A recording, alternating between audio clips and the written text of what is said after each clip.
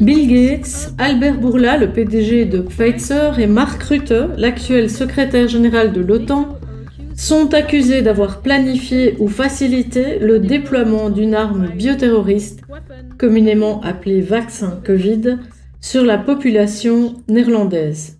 Il s'agit d'un véritable procès, et c'est probablement le seul au monde à affirmer que la crise du Covid n'était pas un problème de santé publique, mais un projet des gouvernements, et que ce projet a entraîné des pertes humaines massives que l'on pourrait peut-être assimiler à une forme de génocide. Une première plainte a été déposée en 2023 aux Pays-Bas par 7 citoyens qui affirmaient avoir été blessés par les vaccins et dont l'un est décédé entre-temps. Et malgré une pression incroyable, cette affaire poursuit son cours devant les tribunaux. La prochaine audience aura lieu lundi 9 mars à Amsterdam et elle sera décisive quant à savoir si les experts de l'accusation seront autorisés à témoigner. Sacha Latipova fait partie de ce groupe d'experts et j'ai le grand plaisir de l'interviewer aujourd'hui pour Essentiel News, un média basé à Genève qui est consacré à l'agenda mondial. Bonjour Santa, comment vas-tu? Très bien, merci. C'est un honneur et un plaisir de vous recevoir. Merci beaucoup d'avoir pris ce temps pour répondre aux questions de notre public francophone. Merci de m'avoir invité. Merci, oui. Sacha, je pense que beaucoup des auditeurs français ne connaissent peut-être pas votre travail. Alors, avant d'aborder ce procès, pourriez-vous, s'il vous plaît, expliquer plus concrètement quelle expertise vous avez qui vous qualifie pour témoigner dans cette affaire? Oui, bien sûr. Actuellement, je ne travaille plus dans l'industrie pharmaceutique, mais j'y ai passé environ 25 ans. J'ai travaillé dans la recherche et le développement et occupé différentes fonctions au sein du secteur pharmaceutique dans plusieurs domaines thérapeutiques, principalement avec des médicaments.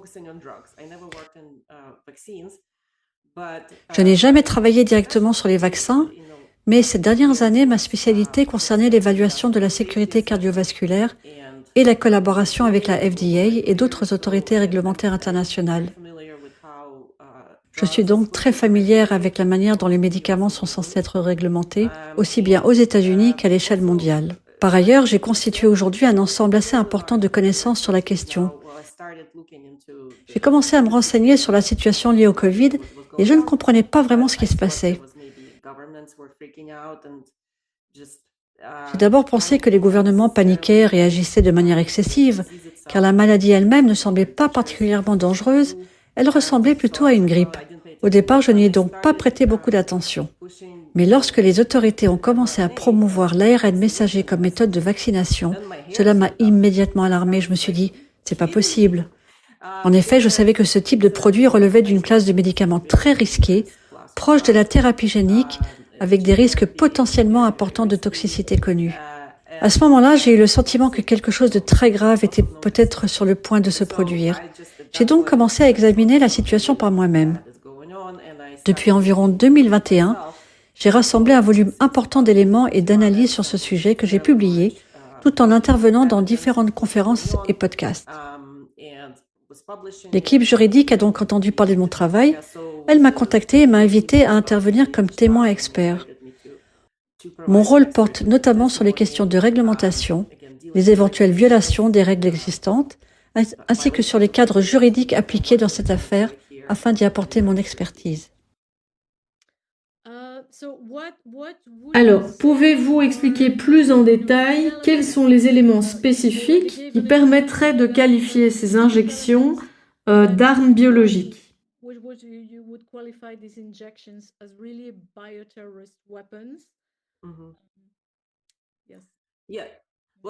Oui, cela fait justement partie de mon expertise. Catherine Watt et moi-même avons déjà rédigé ce travail et nous avons pu déposer notre témoignage écrit dans le dossier du tribunal. Cela a été fait dans le cadre de l'appel qui doit avoir lieu le 9 mars. Quoi qu'il en soit, ce document a déjà été versé au dossier. Mon analyse se présente sous la forme d'environ 60 pages d'expertise écrite auxquels s'ajoutent près de 200 mégaoctets de documents sources en pièces jointes. L'essentiel de ma conclusion est que ces injections, telles qu'elles ont été administrées aux personnes, sont indiscernables d'une arme. En effet, l'empoisonnement est une méthode aussi ancienne que l'humanité, et l'une des manières les plus efficaces d'empoisonner est l'injection. Les fléchettes empoisonnées existent depuis des milliers d'années. Il n'y a donc rien de particulièrement complexe ou scientifique dans ce principe.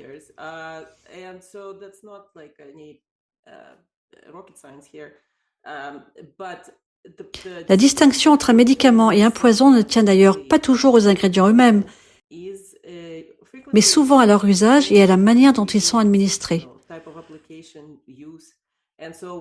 Lorsqu'on examine l'ensemble du processus, le cadre juridique dans lequel ces produits sont achetés, la façon dont ils sont fabriqués, distribués et administrés, ainsi que les mensonges qui ont accompagné leur utilisation, on peut considérer que leur usage est indiscernable d'un empoisonnement, et un empoisonnement constitue par définition une arme. C'est essentiellement la conclusion de mon expertise. Comme vous l'avez mentionné, il s'agit pour l'instant d'une procédure civile. Nous ne sommes donc pas dans le cadre de poursuites pour crimes contre l'humanité ou d'une procédure pénale. À ce stade, c'est une affaire civile, mais nous espérons qu'elle pourra éventuellement conduire à une procédure pénale et être portée devant des juridictions compétentes en tant que crime contre l'humanité. Ma conclusion est donc que ces injections sont indiscernables d'armes, mais il appartiendra au tribunal de déterminer si cela relève juridiquement de notions telles que le génocide ou d'autres qualifications similaires. Vous avez dit avoir pu soumettre un témoignage écrit parce qu'il me semble qu'auparavant, ça n'était pas autorisé. Oui, c'est ça. Pour l'instant, nous demandons encore au tribunal de nous permettre de le faire, donc nous en sommes toujours aux étapes préliminaires. Je dois peut-être revenir un peu en arrière pour expliquer. Dans le droit néerlandais, il existe une procédure ouverte à tous les citoyens qui permet de faire un exposé préliminaire devant un juge dans des affaires complexes. C'est dans ce cadre que plusieurs experts, dont nous, avons été invités à participer. Les avocats voulaient utiliser cette procédure pour nous faire intervenir d'abord devant le tribunal, ce qui devait se faire devant la juridiction de première instance. On m'avait dit que l'on ne pouvait pas vraiment perdre dans ce type de procédure, car c'est en quelque sorte un droit constitutionnel aux Pays-Bas.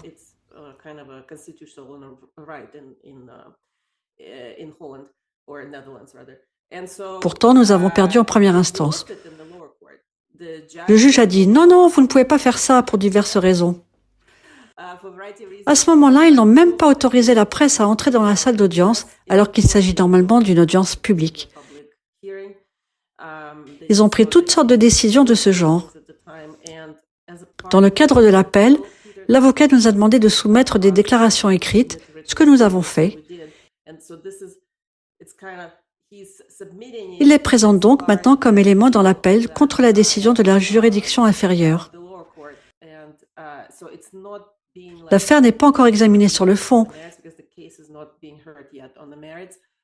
mais il utilise déjà ces documents pour expliquer pourquoi on ne devrait pas nous refuser cette procédure et pourquoi les plaignants devraient pouvoir faire intervenir leurs experts. Ok, merci d'avoir clarifié ça parce que tout le monde a un système judiciaire différent. Mais de toute façon, à mon avis, c'est vraiment fantastique que ce genre d'expertise puisse être diffusé de manière officielle et publique. Oui, je l'ai déjà publié et Catherine a publié le sien également. On peut les trouver sur mon Substack.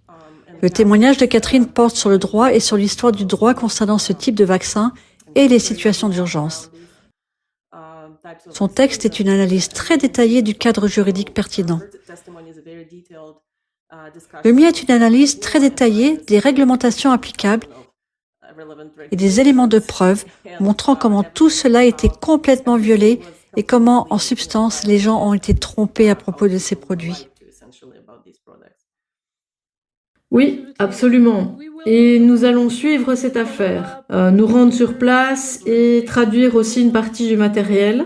Nous traduirons les documents et nous avons déjà doublé quelques témoignages, par exemple celui de Catherine Austin-Fitz. Je pense donc que c'est très important. Je voudrais juste revenir sur une chose que vous avez évoquée plus tôt. Parce que si on se place dans la perspective de concevoir une arme biologique, il est plus logique d'utiliser un vaccin comme véhicule que d'essayer de concevoir un agent pathogène qu'on va libérer dans la nature. Et à supposer que l'on soit capable de développer une arme puissante, il y a aussi alors le risque de perdre le contrôle de cette arme et qu'elle se retourne contre ses auteurs. Et donc, pourtant, il semble que les gens ne soient pas capables d'accepter l'idée qu'un vaccin puisse être une arme biologique, alors que finalement, c'est la plus simple, la plus évidente et la plus facile à contrôler. Donc, quelle est la réaction des gens aujourd'hui face à cette idée? Est-ce que vous voyez un changement d'attitude? Eh bien, lentement. Je ne peux pas vraiment le dire avec certitude, mais il me semble que le récit dominant commence progressivement à évoluer vers l'idée que cela pourrait être possible. Le problème, c'est que le grand public a été fortement conditionné par la propagande sur les armes biologiques. On les présente toujours comme des virus fabriqués en laboratoire, puis relâchés dans la nature. Il suffit de penser aux films Contagion, Outbreak et beaucoup d'autres séries.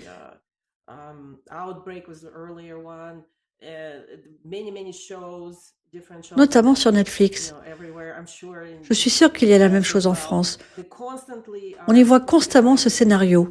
Un scientifique dévoyé crée un virus dans un laboratoire et le libère dans le monde. Mais c'est une idée fausse. En réalité, cela n'a jamais vraiment fonctionné. Dans le cadre de mes recherches, j'ai également examiné les documents déclassifiés disponibles publiquement concernant le programme officiel d'armes biologiques des États-Unis.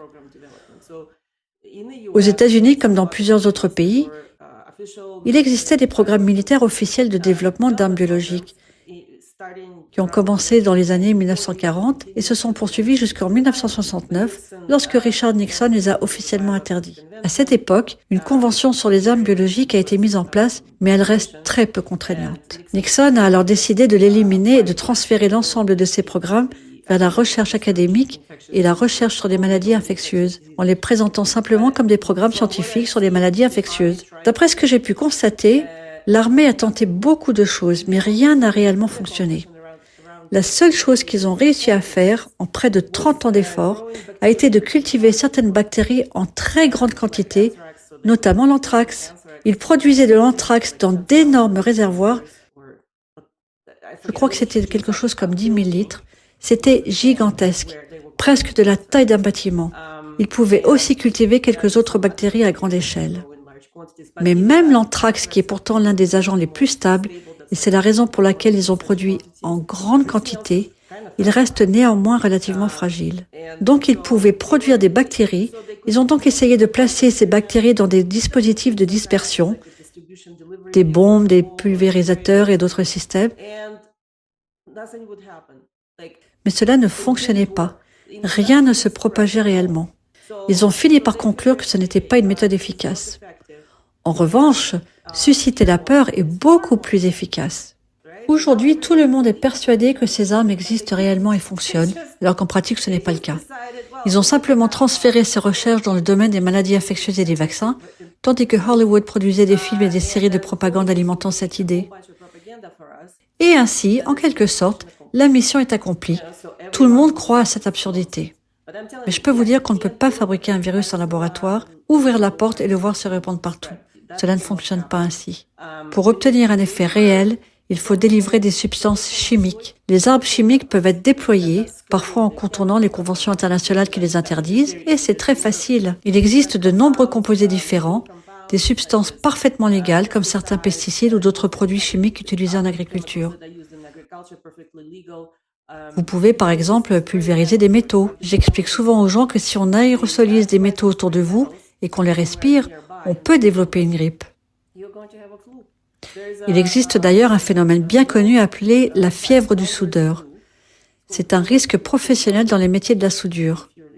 Lorsqu'on respire certaines particules métalliques, On peut développer un syndrome pseudo-grippal, mais dans ce cas, il n'y a aucun virus. Je veux dire par là qu'il existe des moyens très simples de provoquer artificiellement une légère augmentation de syndromes grippaux anormaux pendant une certaine période de l'année, puis d'accompagner cela d'une forte campagne de propagande et de rumeurs. Est-ce que cela venait d'un singe? Est-ce qu'une arme biologique provenant d'un laboratoire de Wuhan? Et ainsi de suite. C'est très efficace pour susciter la peur. Mais les gens ne réalisent pas que ce type de scénario ne correspond pas à la réalité. Selon moi, la seule méthode réellement efficace est la vaccination. Ce sont donc les vaccins qui constitueraient les véritables armes biologiques, pas les supposés virus qui se propageraient dans l'air.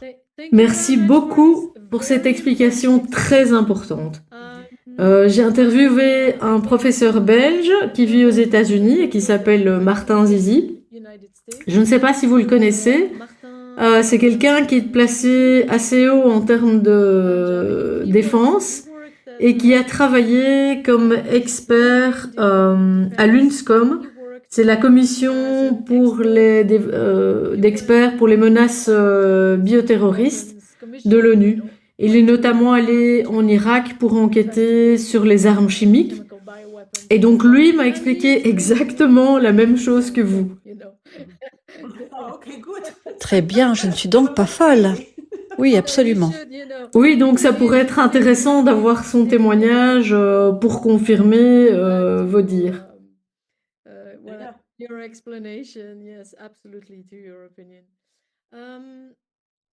Si je me souviens bien, vous avez aussi examiné la qualité des différents lots des vaccins, ainsi que les problèmes de fabrication, et il semble qu'il y aurait quand même des défauts aussi dans les contrôles de qualité. Donc, est-ce que vous pouvez nous donner plus d'informations à ce sujet? Et est-ce que ça pourrait, par exemple, faciliter le ciblage de populations spécifiques ou de groupes spécifiques? Oui, mes premières recherches ont justement porté sur la variabilité entre les lots de vaccins. Lorsque ces produits ont été mis sur le marché et massivement promus, des signalements très importants d'effets indésirables et de décès ont commencé à apparaître presque immédiatement. Je me souviens même d'un épisode personnel. Vers 2021, je suis entrée dans une épicerie, chez nous. Il y a souvent une pharmacie dans les supermarchés. Et j'ai vu un jeune homme allongé par terre, juste à côté de la pharmacie, et tout le monde se comportait comme si c'était quelque chose de banal. J'étais choquée. Sa carte de vaccination était posée à côté de lui. J'étais choquée. Je n'avais jamais vu quelque chose comme ça, et les gens disaient simplement « Ce n'est rien, il a juste fait un malaise, ça va passer. » Oui. C'était devenu tellement courant que j'en étais moi-même témoin. Mon mari m'a raconté une expérience similaire. Il était chez son médecin et on lui a fait fortement pression pour qu'il se fasse vacciner. Il a répondu « Vous savez, nous venons tous les deux de l'industrie pharmaceutique. Avez-vous observé des cas d'anaphylaxie avec ce produit ?» Et ils lui ont répondu « Oh oui, 3 hier. » Il leur a alors dit « Dans ce cas, je ne ferai pas cette injection. » L'anaphylaxie, ce sont des réactions allergiques graves pouvant entraîner un malaise comme celui que j'ai vu. Rapporter 3 cas en une seule journée est extrêmement rare, vraiment extrêmement rare. Dans les conditions normales d'autrefois, un tel signal aurait immédiatement entraîné l'arrêt du produit et une enquête. Si vous y réfléchissez, s'il y a une contamination à la salmonelle dans une salade, tous les magasins retirent immédiatement le produit des rayons. C'est la même chose pour les produits médicaux. Si 3 chocs anaphylactiques surviennent le même jour, au même endroit, après l'administration d'un produit, cela doit être signalé et le fabricant doit immédiatement lancer une action corrective. Identifier le problème, éventuellement rappeler le produit et mener une enquête. Or, rien de tout cela ne s'est produit. À ce jour, aucun rappel massif n'a eu lieu et aucune enquête sérieuse sur les effets indésirables n'a été menée correctement. Et si le fabricant ne le fait pas, les autorités de régulation, comme la FDA aux États-Unis ou l'EMA en Europe, disposent de pouvoirs très étendus pour intervenir. Arrêter la distribution, rappeler les produits, sanctionner les fabricants, ils ont beaucoup de pouvoirs. Aux États-Unis, la FDA peut même mobiliser des équipes quasi paramilitaires pour détruire des produits dans une ferme ou dans une usine de production. Cela a déjà été fait, par exemple, dans le cas de la vente de lait cru par certains agriculteurs. Les autorités sont intervenues et ont détruit les produits. Mais dans ce cas précis, les autorités disent soudain « Nous sommes impuissants, nous ne savons pas quoi faire ».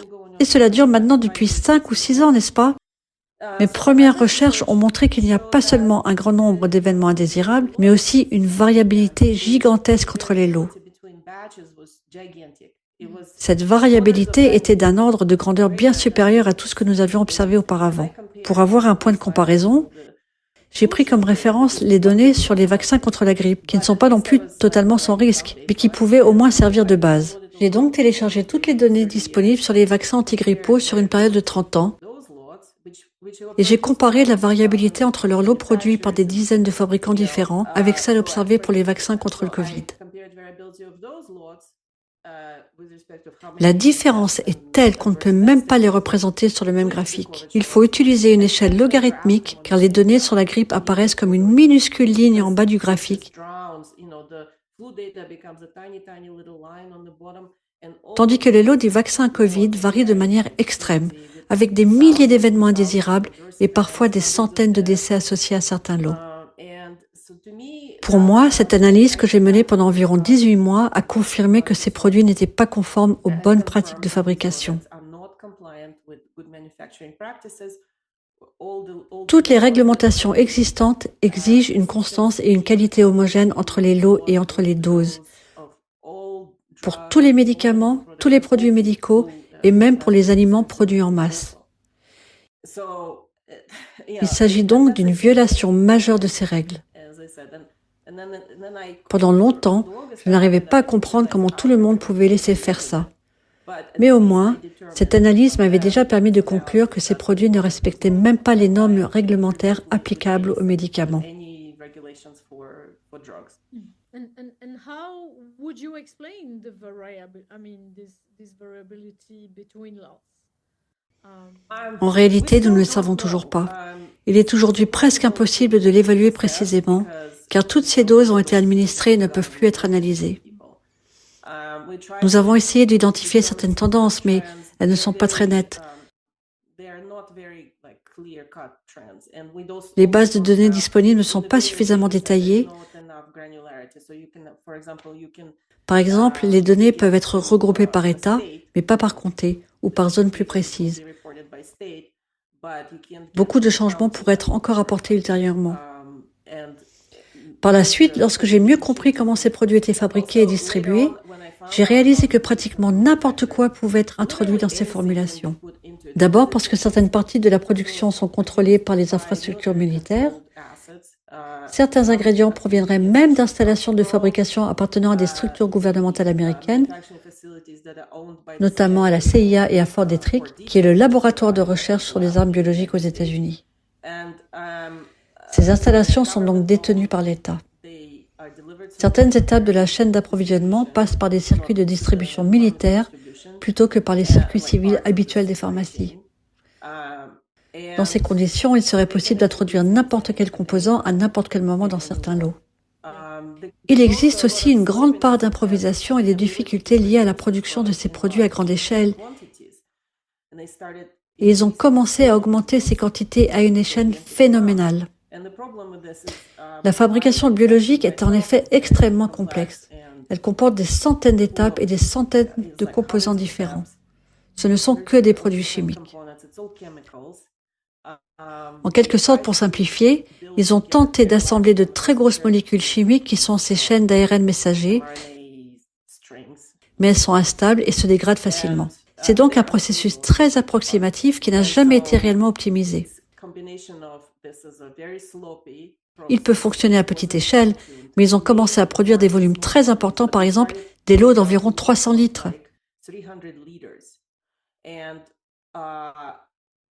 Dans certains documents de fabrication que j'ai consultés, Pfizer indiquait que déjà dès 37 litres, la réaction chimique commençait à échouer.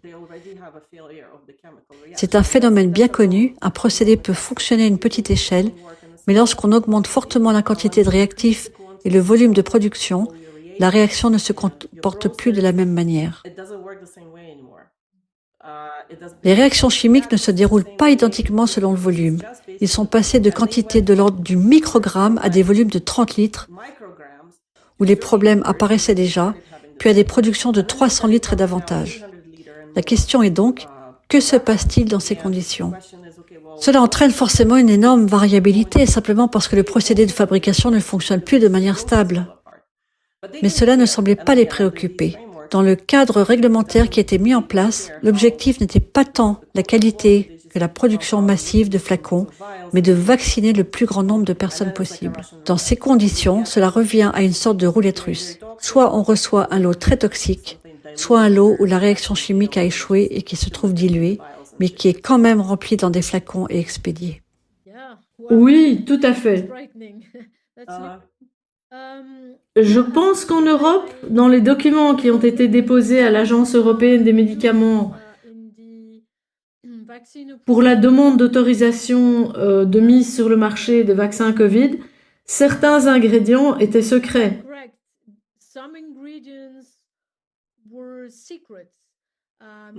Parce qu'il s'agissait d'une formule brevetée dont les compagnies étaient propriétaires exclusifs. Donc en fait, leur contenu n'a pas été divulgué au comité d'approbation de l'EMA. Est-ce que vous confirmez cela et est-ce la même chose aux États-Unis? Oui, absolument. Oui, c'est la même chose aux États-Unis. De nombreux ingrédients ne sont pas divulgués. Par exemple, pour Pfizer, il existe 2 composés appelés ALC, suivis de numéros, et personne ne sait exactement ce que sont ces substances, comment elles sont synthétisées, ni quels éléments rentrent dans leur fabrication. Sur les fiches techniques, on trouve aussi des ingrédients qui ne sont pas destinés à un usage humain et qui sont considérés comme toxiques.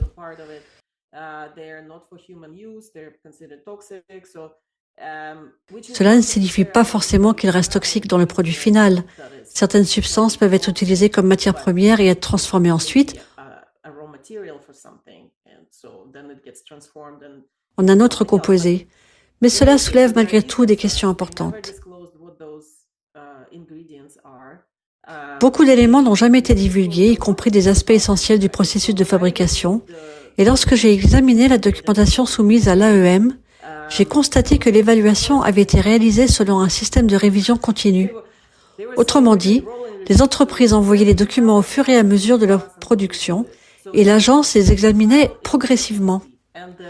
Le problème est que dans un processus réglementaire normal, l'évaluation doit se faire sur un dossier complet. Description détaillée du procédé, validation de chaque étape, preuve que les contaminants ont été éliminés, caractérisation précise du produit final.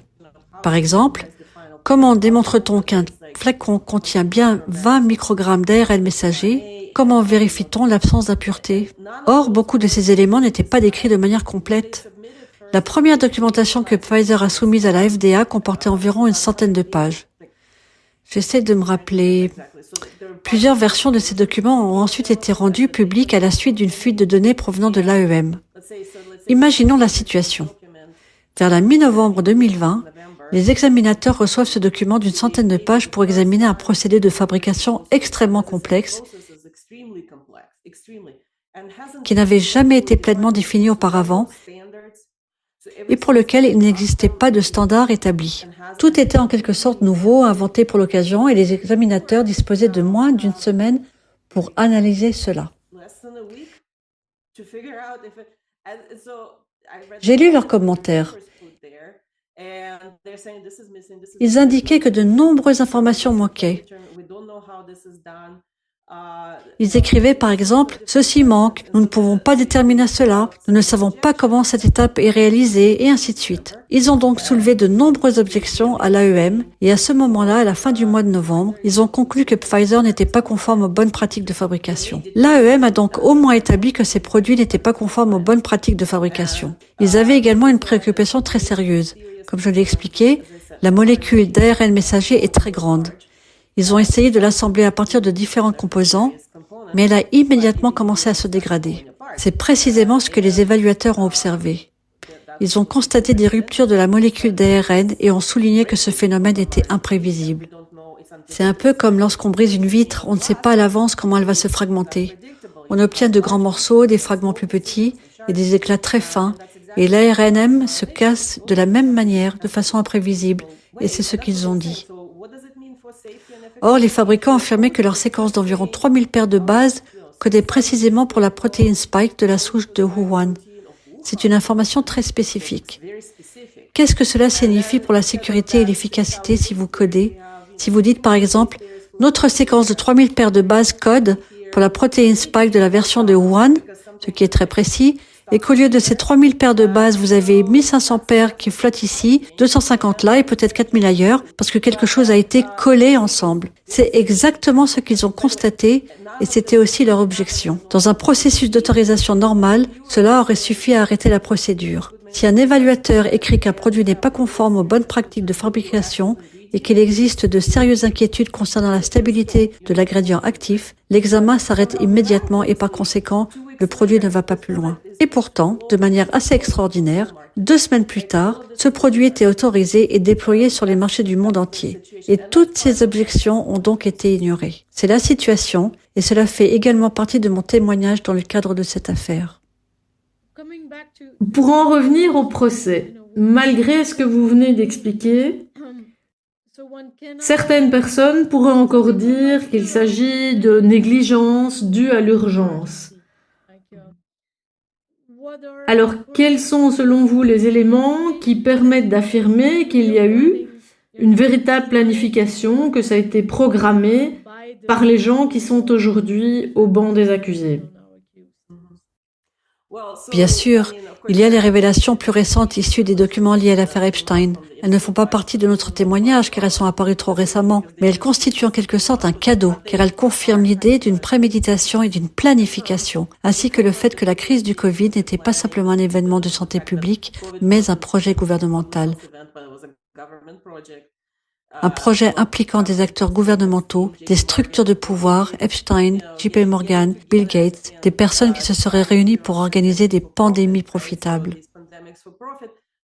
Cependant, nous présentons d'autres éléments de preuve allant dans le même sens. L'idée qu'il s'agissait d'un projet gouvernemental conçu depuis longtemps et orienté vers le profit. L'élément le plus important concerne les modifications législatives parce que l'adoption de lois est une série d'actes intentionnels.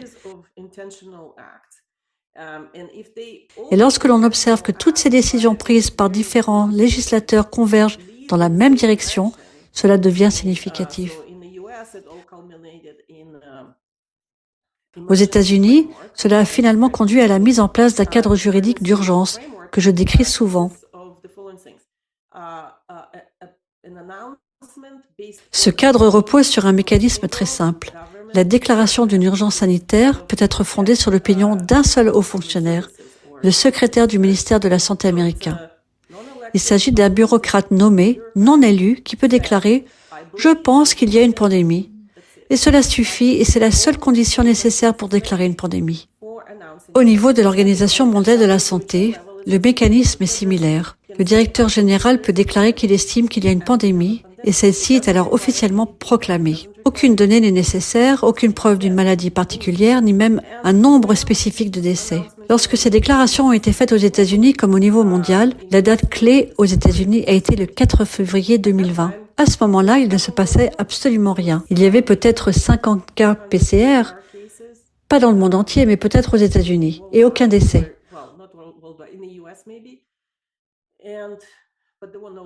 En réalité, il ne se passait strictement rien. Ils ont simplement fait une annonce.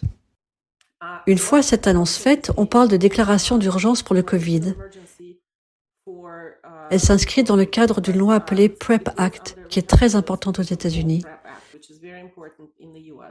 Cette loi n'existe pas en Europe. Toutefois, en Europe, on a créé une sorte d'équivalent en assemblant différentes dispositions réglementaires.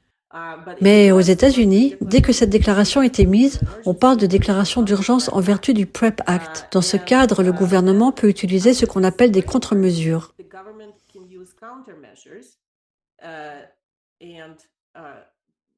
Ces contre-mesures ne sont pas considérées comme des usages médicaux ni comme des produits médicaux. Il devient alors possible de donner aux gens des informations inexactes sur ce que contiennent ces produits, sur leurs effets, sur la santé, etc. Et c'est ce qu'ils ont fait. Le PrEP Act a été inscrit dans la loi en 2005, soit environ 15 à 20 ans avant qu'il ne soit effectivement utilisé. Nous avons d'ailleurs retrouvé les débats au Congrès à propos de cette loi. La manière dont elle a été adoptée est révélatrice. Elle a été insérée dans un projet de loi de plusieurs milliers de pages concernant les financements pour l'aide humanitaire après l'ouragan Katrina. C'est une tactique assez courante. On ajoute une disposition controversée dans un énorme texte budgétaire afin de prendre tout le Congrès en quelque sorte en otage, car le parti d'opposition ne peut pas se permettre de voter contre l'ensemble du texte. À l'époque, la majorité était républicaine. Ils ont donc discrètement glissé cette disposition dans le projet de loi de crédit, au milieu de la nuit, pendant un week-end de Noël 2005, une autre tactique fréquente. Cependant, à ce moment-là, les démocrates étaient dans l'opposition et plusieurs sénateurs ont pris la parole pour s'y opposer. Ils se sont organisés rapidement et ont demandé à un spécialiste du droit constitutionnel, Edwin Chemerinsky, de rédiger une analyse du projet de loi sur le PrEP Act. Parmi ceux qui ont exprimé leur opposition figuraient Joe Biden, alors sénateur, Hillary Clinton, également sénatrice, ainsi que Robert Byrd et Ted Kennedy. Ils ont tenu des propos extrêmement pertinents à propos de ce projet de loi, des propos avec lesquels je suis entièrement d'accord. Ils ont dit que c'était inconstitutionnel parce que justement c'était inconstitutionnel. Cela viole nos droits de poursuivre devant les tribunaux ordinaires pour tout décès, blessure ou destruction du bien causé par les actions du gouvernement. Ce droit a donc été totalement supprimé. Nous avons été privés de ce droit en 2005. À l'époque, Joe Biden et Hillary Clinton y étaient très opposés.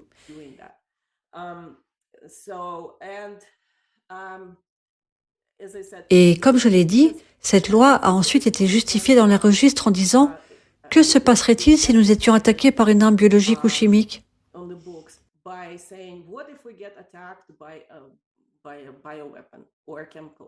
Elle a donc été conçue pour des situations très graves, comme la guerre ou le bioterrorisme, et elle relève de ce qu'on appelle le cadre des armes chimiques, biologiques, radiologiques et nucléaires, ou cadre CBRN. Dans ces seuls scénarios, il disait à l'époque du vote de cette loi, « Si nous sommes attaqués par une arme biologique ou nucléaire, c'est une situation extrêmement grave. Il nous faut un accès immédiat et une distribution rapide de divers produits médicaux qui peuvent être expérimentaux. Il nous faut tout, surtout pour les premiers intervenants. Vaccins, traitements, tout très rapidement. Et on ne peut pas laisser cette responsabilité peser sur les fabricants, car sinon, ils ne fourniraient pas ces produits, ils auraient peur de nous donner ce nouveau produit. C'est ainsi que la loi a été adoptée. Mais ensuite, bien sûr, qu'ont-ils fait? Ils l'ont immédiatement utilisée. Comme nous le voyons maintenant avec les échanges d'Epstein avec Bill Gates et JP Morgan, ils disent « D'accord, cette loi nous permet de concevoir toute cette activité, ce fonds caritatif, qui est en réalité à but lucratif. Mais nous allons le présenter comme un fonds caritatif pour financer ça comme une valeur sûre. Nous pouvons maintenant injecter de l'argent dans cette préparation aux pandémies. » Et comme je l'ai dit, il n'est pas possible d'avoir des pandémies ni de libérer des virus depuis des laboratoires. Alors que font-ils? Finalement, ils décident de les simuler. Ils ont donc commencé par ces événements de simulation, comme l'Event 201, etc.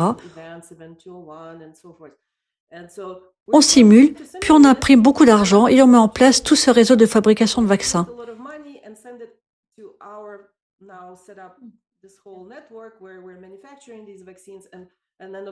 Et bien sûr, Bill Gates se vantait d'avoir multiplié son investissement par 20. Oui, chaque dollar investi a généré 20 dollars de profit. Parce qu'évidemment, il savait exactement sur quels chevaux parier, car ce sont ceux qu'il faisait courir.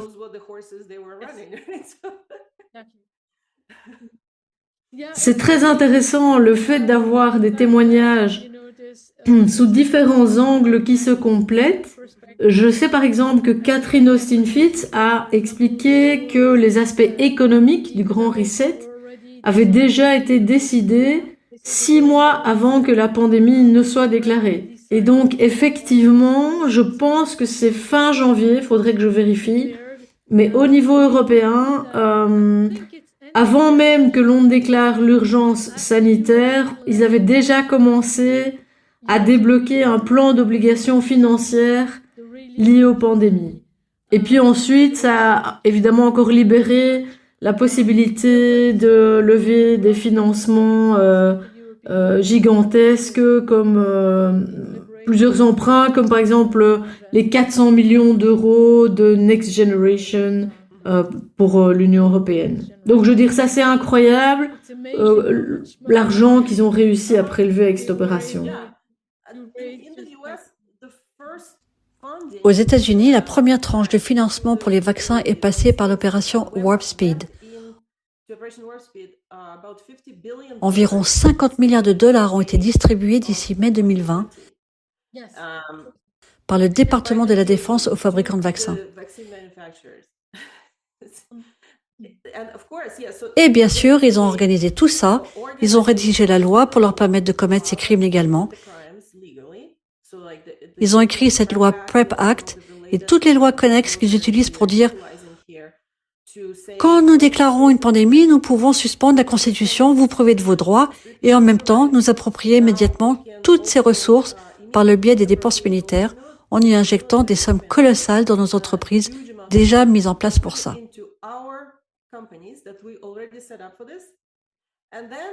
Et ensuite, quand vous êtes tué ou blessé, vous n'avez plus aucun droit. Ils peuvent aussi vous mentir sur la gravité de ce qui se passe. C'est écrit dans la PrEP Act. Il est légal de mentir à ce sujet. Toute personne impliquée dans ce projet par ailleurs est considérée, en vertu de cette loi, comme un employé du gouvernement, peu importe où elle travaille. Le gouvernement leur accorde l'immunité souveraine, donc pour les besoins de ce projet, ce sont des employés gouvernementaux. Alors certaines personnes nous disent « Non, c'est juste un excès de pouvoir de la part des laboratoires pharmaceutiques. » Comment ça peut être un excès de pouvoir de la pharma? Le gouvernement vous dit que ce sont ses employés quand ils vous livrent ce vaccin. Donc c'est un projet gouvernemental.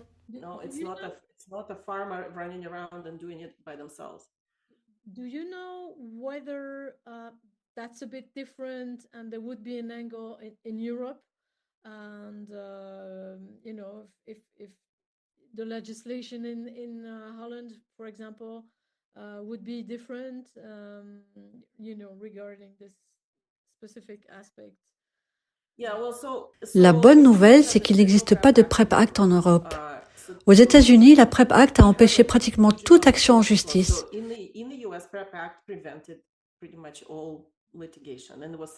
Des milliers de cas ont été bloqués. J'ai écrit une revue de la jurisprudence qui s'est accumulée et il est très clair que cette loi a servi de mur de fer pour protéger tout ce cartel criminel.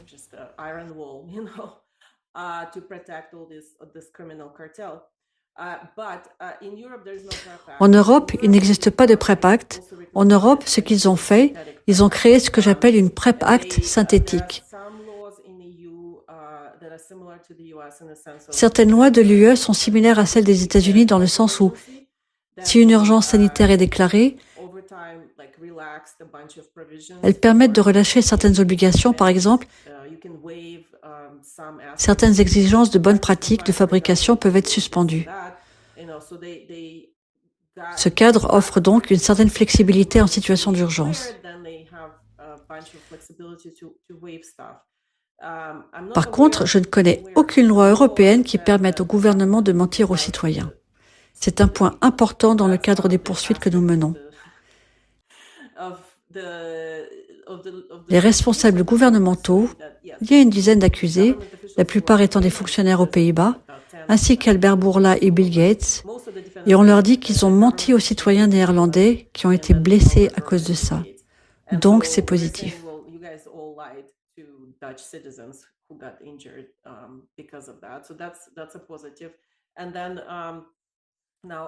D'autres aspects concernent les contrats. Par exemple, la partie qui a obligé les gouvernements à suspendre la législation sur l'import-export,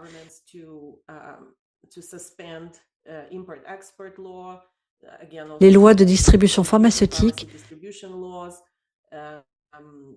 la responsabilité à fournir des identifications à Pfizer et Moderna a été réalisée par le biais de contrats négociés, souvenez-vous, par Ursula von der Leyen, par texto avec Albert Bourla. Il y a aussi des communications dans les documents fuités de l'AME.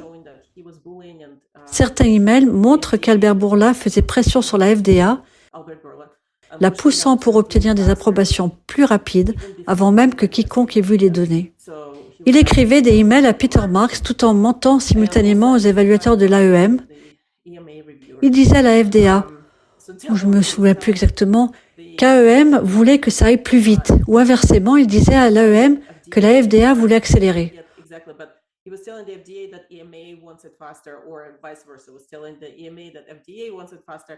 Ensuite, un échange d'emails révèle que certaines personnes se sont rendues compte de ce qui se passait et disaient « Oh, il ment !» Ok, wow, incroyable.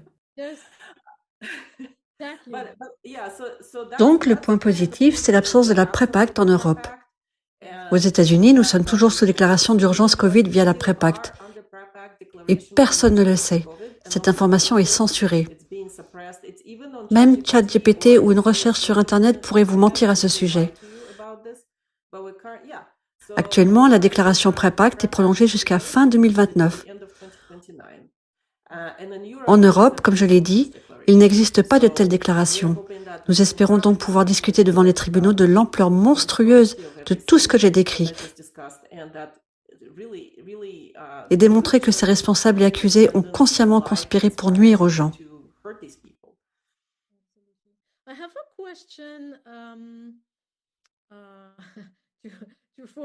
J'ai une question à propos de ceux qui semblent avoir eu des informations à un stade très précoce de la situation. L'un d'eux, qui se nomme Ugur Shahin, il me semble qu'il était le concepteur original du vaccin Covid, le vaccin Pfizer, ayant été conçu en Allemagne par une firme nommée BioNTech. Et donc, il aurait miraculeusement produit ce vaccin en un seul jour. Et il me semble avoir lu un article, mais il y a déjà quelques temps, mais ça me revient à l'esprit maintenant qu'on a cette discussion. Je crois que c'était dans les publications du Brownstone Institute, et ça vaudrait la peine de se replonger dedans, parce qu'en fait, on expliquait qu'il aurait triché sur la date qu'il a déclarée, donc à laquelle il aurait commencé la phase clinique des essais du vaccin. Et en fait, il se serait lancé beaucoup plus tôt que ce qu'il a affirmé, peut-être même le lendemain de la première alerte par l'OMS. Et il aurait obtenu des passe-droits de l'Institut Paul-Ehrlich, qui est un peu l'équivalent allemand de la FDA, et qui est chargé de donner le feu vert pour les essais cliniques.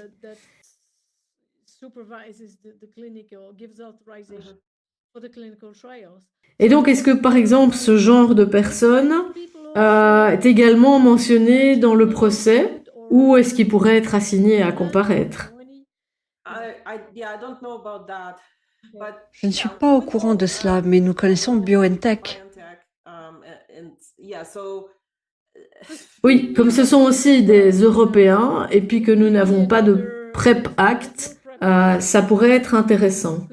Je ne poursuis pas moi-même l'affaire et franchement, le problème que nous rencontrons est le coût exorbitant de ce type de procès.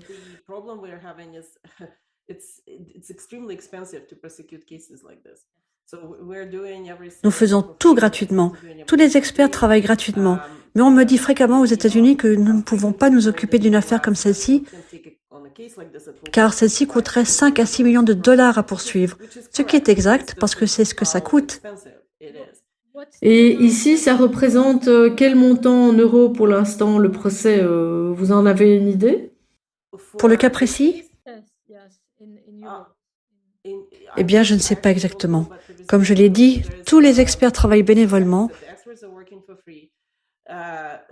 Nous n'avons plus qu'un seul avocat et il prend le paiement minimum. En fait, légalement, aux Pays-Bas, les avocats ne peuvent pas travailler pro bono, et je ne le savais pas. Aux États-Unis, beaucoup d'avocats prennent parfois des dossiers pro bono en pariant sur des règlements ultérieurs ou des indemnisations.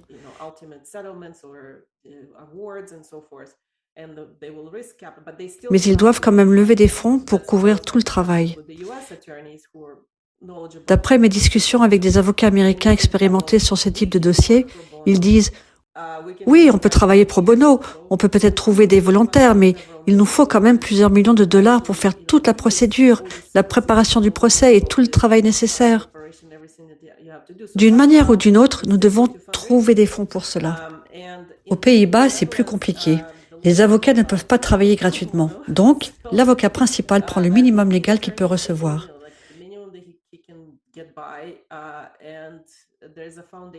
Une fondation a été créée et on demande aux gens de faire des dons via la page de Recht op Recht. Le lien est sur YouTube. Mais à ma connaissance, ils ne lèvent pas beaucoup de fonds. Nous tous, experts, travaillons gratuitement.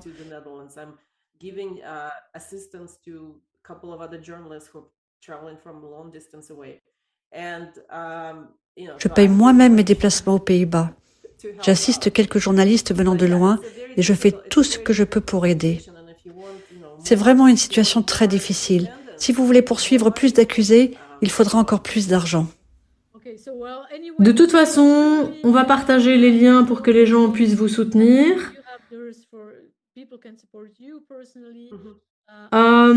Vous, où est-ce qu'on peut vous aider personnellement?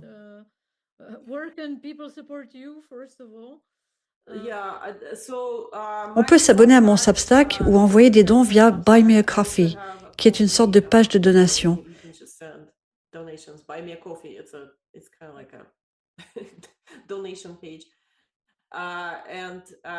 Les gens peuvent faire cela et aussi acheter mes œuvres d'art. Oui, j'ai déjà vu, j'adore vos tableaux. Oui, ça aide beaucoup. C'est essentiellement comme ça que je finance mon travail. Je vais vous envoyer les liens si vous pouvez les publier. Oui, merci, nous les inclurons, et aussi ceux de la fondation Recht op Recht. Et aussi Recht op Recht, la fondation via laquelle on peut faire des dons depuis l'Europe. Entendu. Est-ce qu'il y a quelque chose que vous souhaiteriez ajouter? Qu'est-ce que vous attendez de la séance du lundi 9 mars? Qu'est-ce qui va se passer? Qu'est-ce que les gens espèrent? Voilà, qu'est-ce que vous attendez? Pour que les gens comprennent, le 9 mars, il y aura une audience d'appel, comme je l'ai dit, pour la première procédure préliminaire de consultation avec le juge. Les experts que les plaignants souhaitent présenter seront là, et c'est tout. Je serai présente en personne. Catherine Austin-Fate sera également là, ainsi que Joe Sanson. Donc 3 des 5 experts seront au tribunal en personne. Plusieurs journalistes seront également présents sur place. Nous ne sommes pas censés prendre la parole, mais nous sommes disponibles si le juge a des questions.